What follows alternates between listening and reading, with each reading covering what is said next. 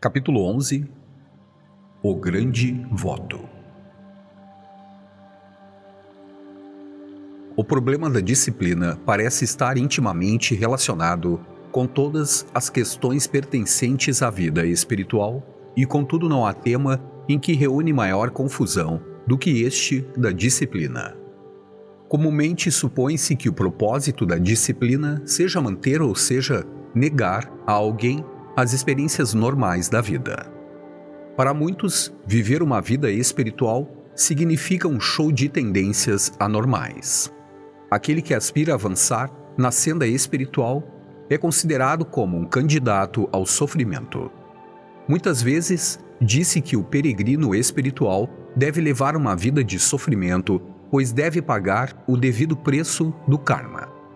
Dizem-nos que avançar na senda espiritual é equivalente a correr rápido e, assim, o aspirante nesta senda deve estar pronto para descontar grande parte do karma, exprimindo desse modo que deve enfrentar impacto após impacto de sofrimento.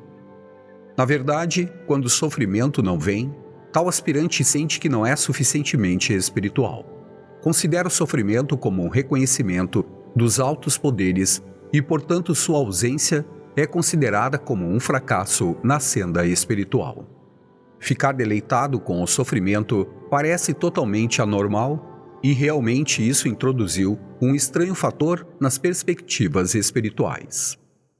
Aceitar o sofrimento é uma coisa, mas desejá-lo objetivando o reconhecimento espiritual parece algo completamente alheio à real vida espiritual.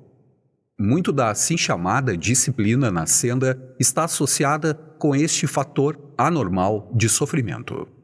Foi o que trouxe à vida espiritual tais tendências como a mortificação e as austeridades de natureza quase espartana e uma negação de tudo o que faz parte da alegria e da beleza.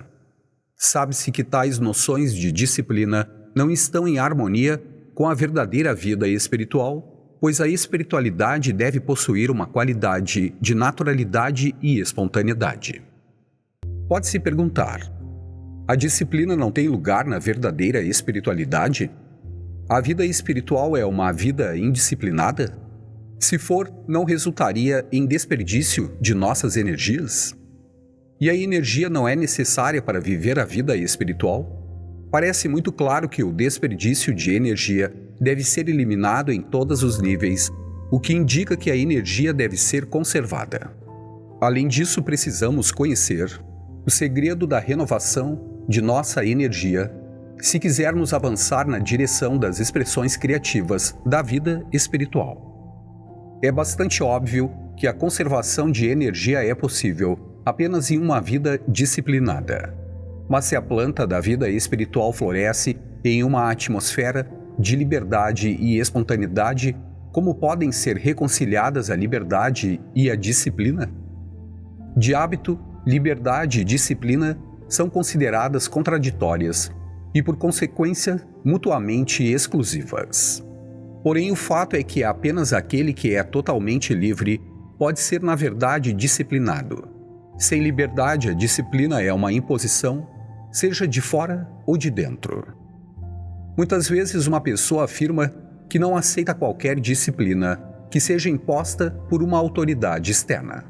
Mas esta pessoa esquece que a chamada autoridade interna é também um produto de fatores condicionantes. A autoridade interna é realmente um produto de forças sociais e culturais que invadem o indivíduo, advindas da sociedade ou do grupo ideológico ao que pertence. A liberdade exige uma completa eliminação da autoridade, tanto externa quanto interna. É apenas então que o indivíduo, tornando-se independente, assume completa responsabilidade por tudo o que faz.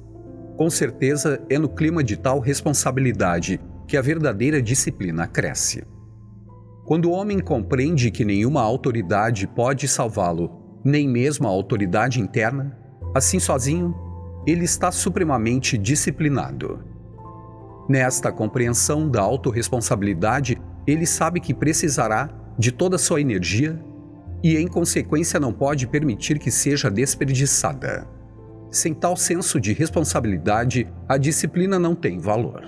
E quando a responsabilidade é despertada, surge a disciplina natural e espontaneamente. Quando somos completamente responsáveis por nós mesmos, começamos a viver no verdadeiro sentido da palavra. Isso é, de fato, o Svadharma do Bhagavad Gita. Sabe-se que uma ação que emerge de Svadharma tem a qualidade da verdadeira disciplina. É uma disciplina que emana da própria ação de viver. Não é baseada em um ideal que tentamos traduzir para nossa conduta diária. Surge no próprio processo do aprendizado. Aprendemos e este mesmo ato de aprender cria sua própria disciplina. É como um rio que na própria ação de fluir cria sua própria disciplina em função das duas margens. Estas não são criadas com antecedência. Podemos criar tais margens e descobrir que o rio tomou um curso totalmente diferente. Isso é verdadeiro igualmente com relação ao rio da vida. Se seu fluxo é mantido ininterrupto, este mesmo fluxo cria sua própria disciplina. Quando o fluxo sofre obstrução, começam os desordenamentos. É a mente do homem com suas conclusões e interesses encobertos que cria obstruções ao fluxo da vida. É o sentimento de posse que interrompe o fluxo da vida, gerando caos e confusão. Há uma disciplina inerente ao fluxo da vida. É suficiente olhar a natureza para ver que todas suas atividades são perfeitamente disciplinadas. No entanto, não é uma disciplina à parte da vida. O ato de viver é um estado dinâmico. O dinamismo da vida exige uma disciplina que surge no próprio ato de viver. Nos Yoga Sutras encontramos este dinamismo da disciplina espiritual. Os instrumentos do yoga tratados na segunda sessão indicam a natureza da disciplina que é exigida para a vida espiritual. Mas esta disciplina respira o ar fresco da liberdade. Todos os estresses e tensões são eliminados. Isso está muito claro no seguinte sutra. Yogagnasthanad ashuddhi kshaye jnanadiptir avivek khyate. 28. O propósito da disciplina do yoga é eliminar as impurezas causadas pelo processo do condicionamento, de modo que a luz do puro percebimento incondicionado possa brilhar. Em função do sutra acima, o propósito da disciplina do yoga é negativo em sua natureza. Ele não objetiva construir alguma coisa com um conteúdo positivo, pois o positivo nasce naturalmente no campo da negatividade. O positivo é descendente do alto e não produto do esforço da mente. Também não é forjado pela vontade, conquanto forte e resoluta possa ser. E de fato Patanjali afirma que o propósito das práticas do yoga é eliminar os obstáculos que possam ter sido acumulados devido ao processo de condicionamento. A expressão utilizada é a Sudhkisaya, a eliminação das impurezas. Quando isso é feito, a luz do puro percebimento brilha por si mesma. Ao serem abertas as portas e as janelas da casa, os raios do sol entrarão imediatamente.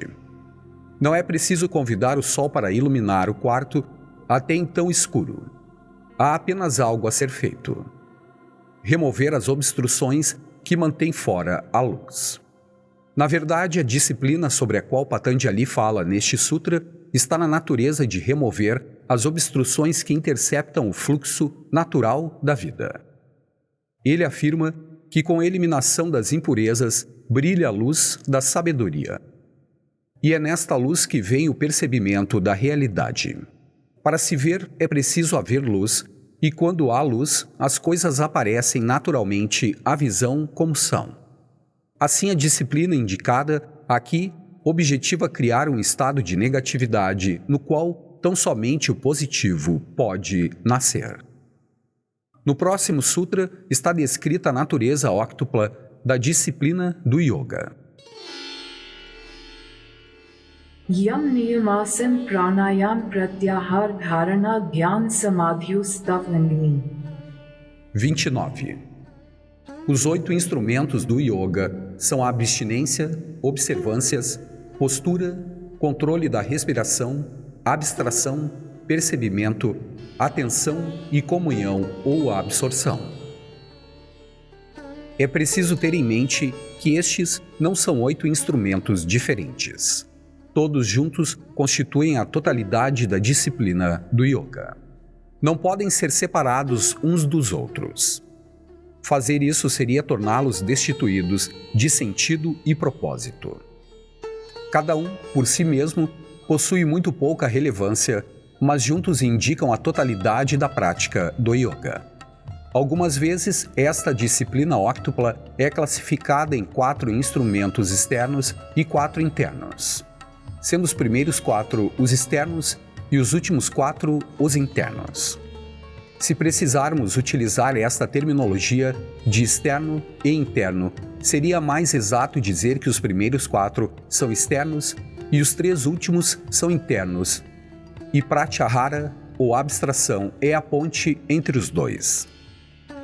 Com relação a isso, é digno de nota que Patanjali discute os 3 últimos instrumentos de dharana, dhyana e samadhi: percebimento, atenção e comunhão ou absorção, separadamente, e também que o faz não na mesma sessão, mas em Vibhuti-pada, ou a terceira sessão dos Yoga Sutras.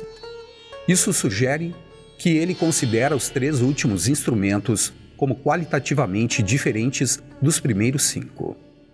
Quando discutirmos pratyahara ou abstração, poderemos ver como este instrumento particular constitui uma ponte entre o externo e o interno. Nos sutras subsequentes desta seção, Patanjali descreve em detalhe vários aspectos dos primeiros 5 instrumentos do yoga. A respeito de yama ou abstinência, ele diz: Ahimsa satya asteya brahmacharya aparigraha yamha. 30. Não violência, não falsidade, não roubar, não indulgência e não possessividade são as abstinências. Aquele que trilha a senda do yoga deve ter saúde do corpo e da mente. Com um corpo enfermo e uma mente doentia, não é possível avançar nesta árdua jornada. É para a manutenção da saúde do corpo e da mente que Patanjali fala das abstinências e observâncias yama e niyama. Na abstinência, estamos preocupados em descartar certos hábitos e tendências não saudáveis do corpo e da mente. É interessante observar que neste sutra, Patanjali fala em negações. Pode-se perguntar: e Satya? É não verdade, portanto não estamos tratando de algo positivo? O que significa Satya? Obviamente significa que precisamos falar o que vemos, ouvimos ou sentimos. Em outras palavras, não diremos ou faremos aquilo que não vemos, ouvimos ou sentimos. Indica que não diremos ou faremos nada que seja falso. Quando afirmamos falar a verdade, tudo o que queremos dizer é que não se deve ser tolerante com a falsidade. Não podemos ter certeza da verdade, mas podemos ter absoluta certeza de não dizer ou fazer algo que seja falso. Assim, Satya, estrita e corretamente, exprime não falsidade. Superficialmente falando, as 5 abstinências acima são muito fáceis de seguir, constituem-se em requisitos de qualquer pessoa educada. Espera-se que ela não cometa nenhum dano físico aos outros, nem que tenha tolerância com a falsidade. E tampouco seja dada ao roubo, à indulgência ou à avidez, que afinal é possessividade. Olhando superficialmente, significa que nada temos a fazer na senda do yoga no que diz respeito a yama. Mas a abstinência quíntupla refere-se aos hábitos e às tendências do corpo e da mente, e não apenas a certos padrões externos de comportamento e conduta, tais como maneiras polidas, de modo a ser socialmente respeitável. Podemos não causar dano físico ao outro, mas isso não é tudo o que ahimsa ou não violência significa. Condescender com um criticismo desaprovativo, usar uma linguagem ofensiva, mesmo expor outra pessoa a comparações, tudo isso são negações de ahimsa. O abandono de todas estas tendências e hábitos conduz à saúde do corpo e da mente. A não violência denota uma mente saudável cuja ausência dá origem a relacionamentos infelizes que causam ansiedade e tensão nervosa. De forma análoga, a não falsidade ou satya deve ser considerada em um contexto mais amplo e profundo. Um homem comumente educado não concorda com uma falsidade definida. Mas existem formas sutis de falsidade que estão presentes na maioria de nós, como tendências e hábitos da mente.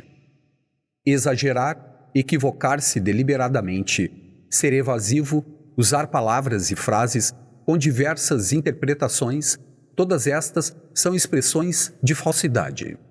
Precisamos nos livrar destas tendências. De outro modo, provavelmente traremos complicações desnecessárias à nossa vida e, portanto, fatores causadores de mal-entendidos. O significado literal de asteia é não roubar. A maioria de nós não é dada ao roubo como usualmente entendido. Mas existem aspectos mais profundos do roubo dos quais podemos não estar livres. Por exemplo, qualquer forma de imitação é, na verdade, uma forma de roubo, por mais sutil que possa ser. Qualquer relacionamento de uso é uma forma de roubo, pois usamos a outra pessoa para nossa própria satisfação. É um caso de apropriação indevida. E todas as apropriações indevidas, sejam de dinheiro ou de pessoas, encontram-se sob a categoria de roubo. O Sutra acima fala de Brahmacharya como uma das abstinências. Esta palavra de hábito é traduzida como celibato, contudo, esta é uma interpretação muito estreita da palavra.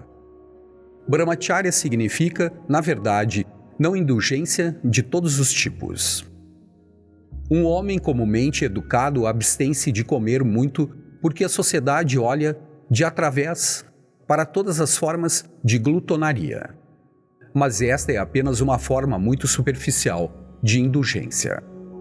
Verdadeiramente, todas as demonstrações de nossas possessões são indulgência, seja de riqueza, beleza, poder ou relacionamento humano, ou até mesmo de virtude e das chamadas conquistas espirituais. Brahmacharya exprime realmente abstinência de qualquer demonstração, grosseira ou sutil. Uma mente dada à demonstração é uma mente vulgar, pois toda demonstração e ostentação é grosseira e vulgar. Na abstinência quíntupla indicada acima, Patanjali fala de aparigraha, ou não possessividade. Isso deve ser entendido em seu contexto profundo. Não é tanto a posse de coisas quanto um sentimento de posse. Podemos ter muitas coisas e ainda assim sermos livres do sentimento de posse. No entanto, pode acontecer de possuirmos pouquíssimas coisas e ainda assim termos um enorme sentimento de posse. Este sentimento de posse é característica da mente. Se estudarmos a psicologia da posse, veremos que a alegria da posse não se centra apenas em torno do objetivo ou da pessoa, mas no sentimento de eu possuo o objeto ou a pessoa. O sentimento de meu ou minha é a origem do prazer que a pessoa obtém de qualquer posse. Em outras palavras, é o apreciador que é o centro do prazer derivado de possuir objetos ou pessoas. Assim pode-se afirmar que enquanto o apreciador estiver presente, não há não possessividade. Esta, portanto, não se constitui no âmago de aparigraha. Muitas vezes, a ausência de objetos ou coisas pode se tornar a base da possessividade. A austeridade, porém, pode se tornar possessão, tanto quanto a prosperidade. Há uma possessão na negação, assim como na indulgência, pois todas as possessões emanam do apreciador. Mantê-lo sem ser perturbado e falar de aparigraha é algo totalmente sem sentido. Pode-se dizer que a abstinência quíntupla, examinada neste contexto amplo e profundo, parece um evangelho de perfeição. Se estamos radicados neste ama ou abstinência, o que mais temos a fazer? Esta não é a culminância do yoga? Qual é a necessidade dos outros 7 instrumentos do yoga indicados por Patanjali? Precisamos compreender que a disciplina do yoga é um processo contínuo. Não tem um fim ou um ponto culminante. Quando a disciplina é coexistiva com o viver, como pode haver um ponto culminante para a mesma? Falar de um ponto culminante da disciplina é falar de um ponto final da própria vida. Assim, como não pode haver um fim para o ato de viver, também não pode haver um fim para a disciplina. À medida que o ato de viver torna-se mais profundo, a expressão da disciplina ganha um colorido mais profundo. Yama no início pode ser muito superficial, mas com o processo do viver torna-se cada vez mais profundo. O mesmo ocorre com relação aos outros instrumentos do yoga. Samadhi, também como Yama, é um processo tal que não podemos dizer jamais que chegamos ao ponto final de Samadhi. Os aspectos mais profundos da abstinência têm validade como um processo contínuo de disciplina. Se a vida está em um estado de fluxo, a disciplina que surge do viver também compartilha esta qualidade de fluxo. É isso que torna a disciplina do yoga intensamente dinâmica. Apenas quando a consideramos como instrumento para alcançar algum fim é que se torna estática. O óctuplo instrumento de Patanjali é tremendamente dinâmico, uma vez que emana do próprio ato de viver. Isso ficará evidente à proporção que avançarmos na discussão detalhada do óctuplo instrumento nos sutras subsequentes. No próximo sutra está dito: Jat desa kal samayanavchina sarvabhaum mahavratam. 31. Este é o grande voto, em cuja observância não devem interferir fatores biológicos, nem físicos, nem sociais. A disciplina do yoga, de acordo com Patanjali, é um grande voto e ele nos afirma que não devemos cogitar de qualquer escusa para não observá-la. É experiência comum entre a maioria de nós acharmos a disciplina cansativa e estarmos prontos para suspendê-la ao menor pretexto. Assim ocorre porque tais disciplinas são provenientes da autoridade externa ou interna. Em outras palavras, não se origina de um senso de autorresponsabilidade, ao perceber que nenhuma autoridade, externa ou interna, pode resolver nossos problemas da vida. Quando este sentido de total responsabilidade é desperto, a disciplina torna-se um grande voto, para cuja não observância não apresentamos desculpas. A mente que inventa desculpas é imatura, no sentido de que não despertou um senso de plena responsabilidade. As desculpas são tanto biológicas quanto físicas ou sociais. Patanjali diz que o grande voto deve permanecer firme, não deve ser quebrado sob pretexto algum. As palavras usadas para estes pretextos são Jati, Desa Kala e Samaya. Jati, obviamente, refere-se à hereditariedade ou a fatores herdados. Desa Kala refere-se às circunstâncias físicas representadas pelo espaço e o tempo. Samaya denota oportunidades sociais. Um dos significados de Samaya é ocasião ou oportunidade. A maioria das pessoas, quando não quer observar as exigências de uma disciplina, reclama de fatores biológicos da natureza, como é indicado pela fraqueza inerente do ambiente físico que não é apropriado, ou reclamam da falta de oportunidades proporcionadas pela sociedade, família ou grupo ideológico ao qual pertencem. Patanjali diz que nem os fatores biológicos, nem físicos, nem sociais devem interpor-se no caminho das exigências do grande voto. É claro que, nascendo a disciplina de um senso total de responsabilidade, não surgirão desculpas. É para a disciplina imposta, externa ou interna, que surgem desculpas e pretextos. Contudo, podemos perguntar se mesmo em uma disciplina livre de toda autoridade e, portanto, completamente destituída de escusas, não pode surgir o problema das distrações? As distrações são, na verdade, o passado que se projeta no presente. E tais projeções não podem ser eliminadas enquanto a base de funcionamento da memória associativa continuar. Patanjali não se esquece deste fato, e este é o motivo pelo qual se refere ao problema das distrações logo após ter enumerado os vários aspectos de niyama e observâncias. Yama e niyama, abstinências e observâncias deveras andam juntas, à medida que tratam dos aspectos negativos e positivos da disciplina do yoga. No próximo sutra, ele diz: Shroch samtosa tapa swadhyayeshwar pranidhani niyamar. 32. Pureza, contentamento, simplicidade, autoestudo e aspiração são as regras de observância. Yama e niyama ocupam-se com os hábitos do corpo e da mente. Patanjali nos afirma que certos hábitos precisam ser eliminados e outros mantidos, de modo que o corpo e a mente possam funcionar de uma forma saudável. O que eliminar e o que manter é um assunto que cada um deve decidir por si mesmo. Para chegarmos à decisão certa, precisamos nos observar tanto nossas tendências corporais como nossas reações mentais. A partir de tais observações, estaremos habilitados a decidir o que impede o funcionamento saudável do corpo e da mente, e o que é conducente a uma vida saudável. Assim, Yama e Niyama devem ser aplicadas em função de nossas próprias observações. As quíntuplas Yama e Niyama fornecidas por Patanjali servem apenas como uma ampla pauta. Constituem uma estrutura geral que tenciona auxiliar o aspirante a desenvolver suas próprias abstinências e observâncias. Não pode haver rigidez a este aspecto.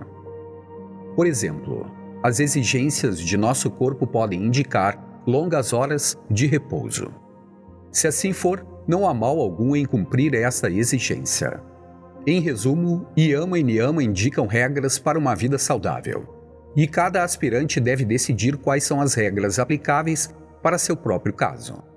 Sejam quais forem as regras, seria melhor que as examinássemos sob o aspecto do quíntuplo Yama e Niyama dado por Patanjali, uma vez que constituem pautas seguras para nos guiar. Tendo abordado a questão das abstinências no último sutra, neste sutra Patanjali fala de niyama ou observâncias, as quais, segundo ele, são salka ou pureza, santosa ou contentamento, tapa ou simplicidade, svadhyana ou autoestudo e isvara pranidhana ou aspiração. Mais uma vez, assim como Yama, estas não devem ser observadas apenas do ponto de vista das exigências elementares, mas também a partir de um significado mais profundo. O aspirante, sem dúvida, começa no nível elementar, mas no processo contínuo da disciplina é levado a ver seu significado e sentido mais profundos. O que é, na verdade, pureza ou salka? Ou, de outro modo, o que é que torna algo impuro? É óbvio que uma coisa permanece pura enquanto algo de fora não adere a ela. O mesmo acontece com a consciência, que se torna impura quando algo externo à sua natureza adere a ela. Portanto, a consciência em sua natureza original é sempre pura. A natureza adquirida que é impura. Se houvesse experiências sem acumulação, permaneceríamos absolutamente puros, não importando a natureza da experiência. Se algo aderir a esta experiência, tal aderência lhe conferirá a impureza. Se tivéssemos consciência sobre o que nos condiciona, então deixaríamos fora desta consciência todo toque de impureza. A pureza pode e deve começar com a limpeza, mas não pode terminar aí. A limpeza é a expressão elementar da pureza e precisamos começar por ela. Todavia, não é suficiente. No processo contínuo da disciplina do yoga, precisamos estar vigilantes de como ficamos condicionados, como substâncias externas aderem à nossa consciência. É o que constitui a pureza em sua natureza essencial. Patanjali refere-se a seguir de Santosa o acontecimento. Contentamento não é um evangelho de passividade, nem é uma instrução para nos resignar à nossa sorte. Em tal resignação, há sempre um senso de ressentimento e descontentamento interior. Qual é o valor da resignação exterior quando há ressentimento interior? Chamar a isso de contentamento seria uma elementar má utilização de palavras. O contentamento implica ver as coisas como elas são. Ver as coisas diferentemente do que são é uma completa negação do contentamento. É claro que apenas quando as coisas são vistas como elas são, que podemos agir retamente com relação às mesmas. Assim, apenas o contentamento pode ser o ponto de partida correto para a ação. Sem ver as coisas como elas são, ser indulgente com a ação é demonstrar tendências reativas. Patanjali fala então de tapa ou simplicidade. A vida simples é verdadeiramente austera.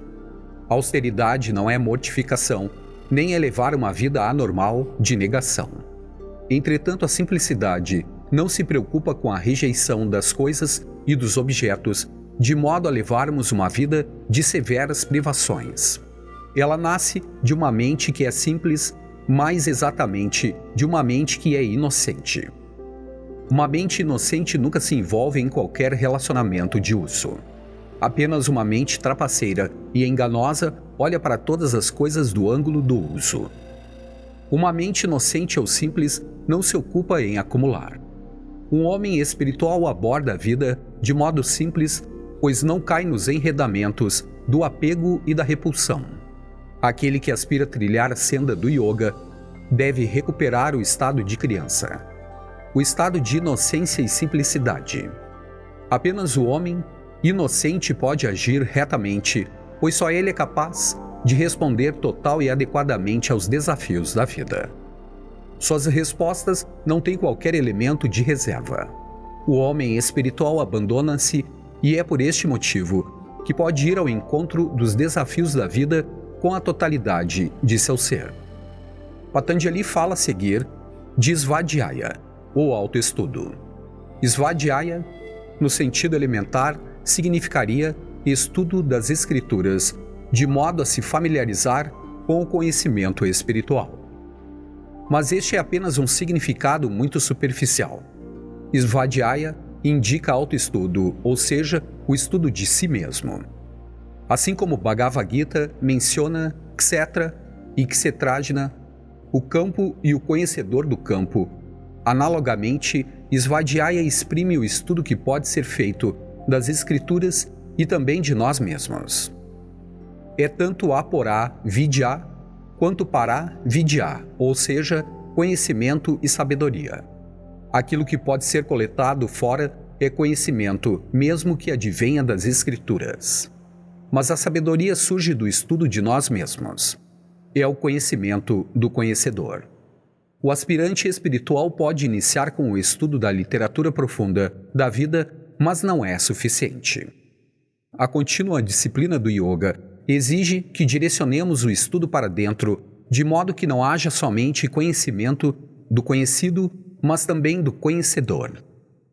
Svadhyaya, neste sentido, significa a observação de nós mesmos, pois apenas assim o estudo do conhecedor, ou aquele que percebe, pode ser feito. Como podemos nos conhecer, exceto no espelho de nossas ações e pensamentos, ou no espelho do relacionamento? Como diz o Mandaka Upanishad, mesmo o estudo das escrituras e Vedas é aporá vidya, ou conhecimento inferior. Certamente é o conhecimento de si mesmo que é para vidya, conhecimento superior ou sabedoria. O autoconhecimento é o próprio âmago da sabedoria e é a isso que Patanjali se refere quando fala de Svadhyaya. Iniciando com o conhecimento espiritual, precisamos nos voltar para o conhecimento do eu, observando este eu no espelho do relacionamento. A última das observâncias mencionadas neste sutra é Isvara Pranidhana, que muitas vezes é traduzida como submissão a Deus ou a um ato de autoentrega. Precisamos, contudo, nos lembrar de que Patanjali não menciona em parte alguma um Deus pessoal ou antropomórfico. Na verdade, na primeira seção dos Yoga Sutras, Patanjali refere-se a um Deus como um princípio eterno atemporal. Portanto, Isvara Pranidhana mais exatamente significaria uma reta orientação para o real ou atemporal. O que é de fundamental importância na vida espiritual é a reta orientação. É o voltar-se de nossa consciência para a reta direção. Qual é esta reta direção? Como podemos saber que estamos corretamente voltados? É com isso que estão ligadas as 5 observâncias. A reta orientação é possível quando há auto-observação, de modo que saibamos o que estamos fazendo e por que estamos agindo de uma maneira particular. Mas a auto-observação é possível apenas quando a consciência torna-se simples e inocente. Mais uma vez, o estudo simples e inocente da consciência surge quando há contentamento ou a visão das coisas como elas são. E este contentamento exige total pureza, de modo que nada de fora possa aderir a ele. Assim, Sauka ou pureza, Samplosa ou contentamento, Tapa ou simplicidade, Svadhyaya ou autoestudo e Isvara Pranidhana ou reta orientação estão interrelacionados. A quíntupla observância ou niyama não sugere a observância de 5 coisas diferentes. O objetivo de niyama é levar o aspirante espiritual à reta orientação, de modo que possa avançar no caminho do yoga.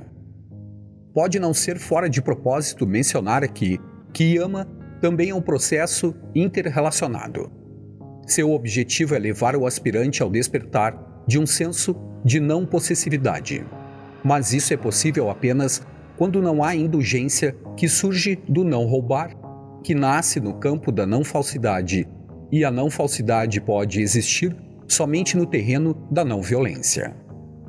Portanto, enquanto yama objetiva levar-nos a despertar de um senso de aparigraha ou não possessividade, niyama tem como objetivo a criação de um senso de reta orientação, ou Isvara Pranidhana.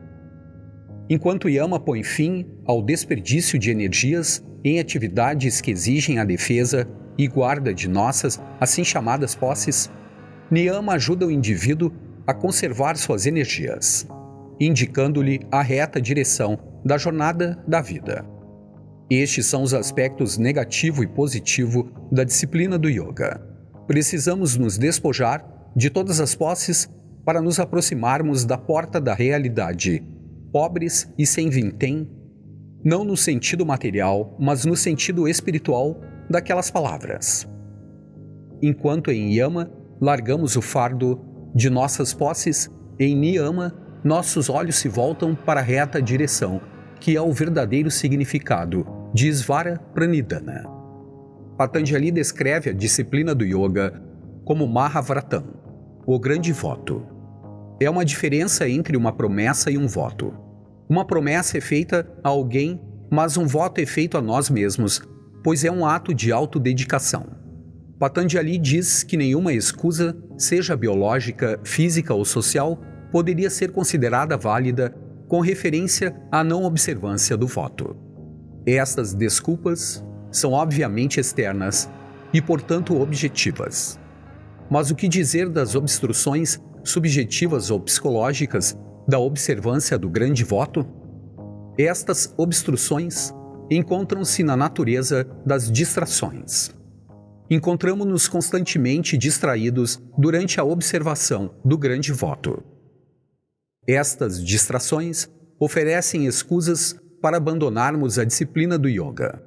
Tais distrações são essencialmente de uma natureza psicológica e, portanto, não fazem parte de Jati, Desakala ou Samaya. Não emanam de fatores biológicos, físicos ou sociais. Patanjali apercebe-se desta dificuldade, portanto diz no próximo sutra: वितर्क बधानी प्रतिपक्ष भवनम. 33. Quando a mente está distraída por pensamentos não desejados, precisamos investigar a natureza do oposto.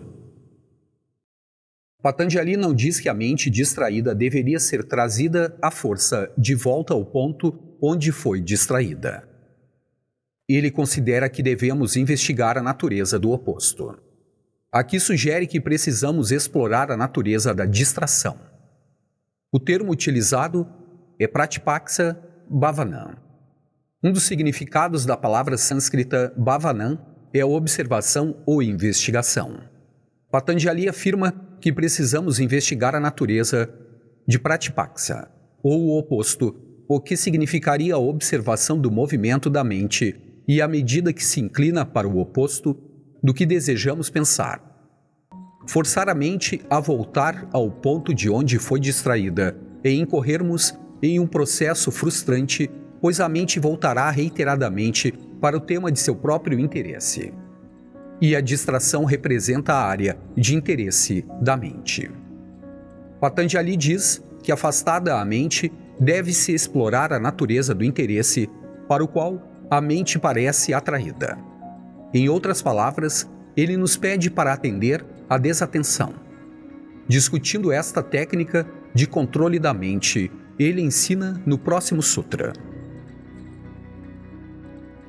सीतार्क हिसदय कृतकारित नुमोदिता लोभ क्रोध मोह पूर्व मृदु मध्यधि मात्र दुख ज्ञानंत फल इति प्रतिपक्ष भावनम. 34. Quando surgem tendências indesejáveis, tais como a violência, seja por indulgência, provocação ou conivência, devido a motivações do ganho, do ressentimento ou da ilusão, apressando-se em formas suaves, médias ou excessivas, causando pesar e percepção distorcida, investigue o conteúdo e as implicações do oposto.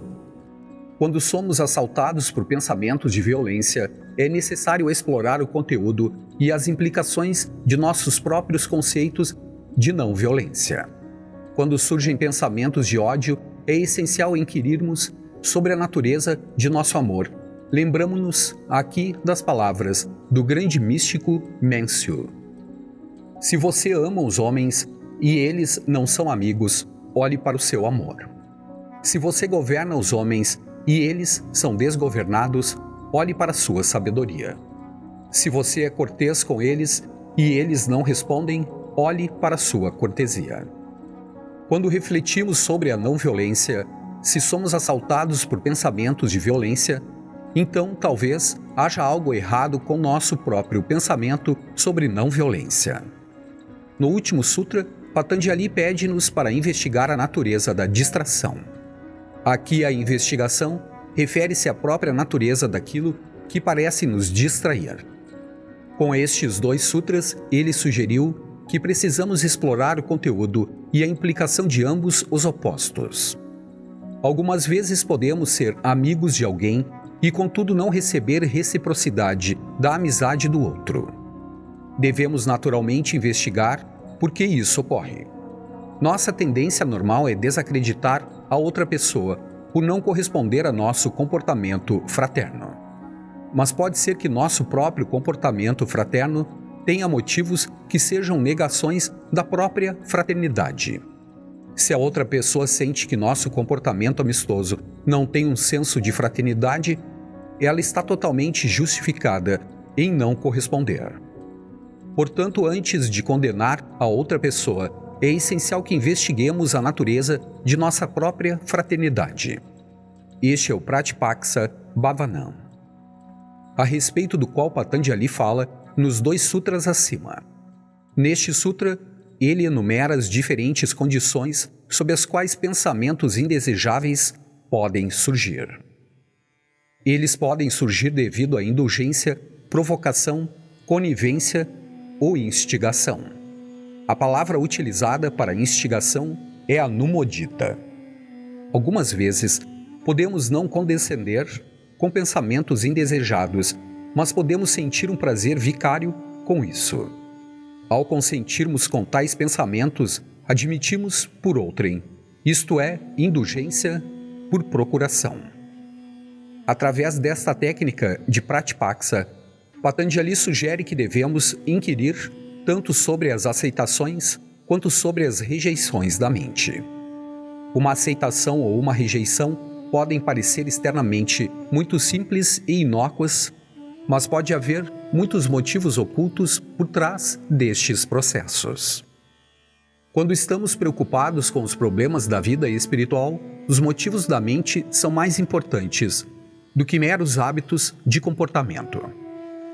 Se os motivos são impuros, o hábito do comportamento, por mais enobrecedores que sejam seus padrões, obviamente não é puro.